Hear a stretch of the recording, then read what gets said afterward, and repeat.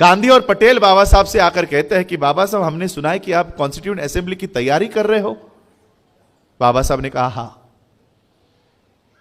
क्या कहा पता है इन दोनों ने बाबा साहब से? बाबा साहब से कहा कि बाबा साहब संविधान सभा के दरवाजे ही नहीं, खिड़कियां भी आपके लिए बंद है। हम आपको संविधान सभा में आने ही नहीं देंगे। बंबई से बाबा साहब अंबेडकर को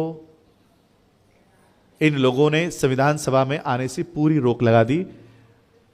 पश्चिम बंगाल में जोगेंद्रनाथ वहां पर लड़ रहे थे, उन्होंने देखा कि ये लोग किस तरह से बाबा साहब को संविधान सभा में आने से रोक रहे हैं। जोगेंद्रनाथ मंडल इन्होंने बाबा साहब को पश्चिम बंगाल में बुलाया और उनके जो कैंडिडेट चुनकर आए थे उसमें से एक को रिजाइन करने को कहा और वो रिजाइन की हुई सीट बाबा साहब को दी और तब जाकर बाबा साहब संविधान सभा में पहुंचे।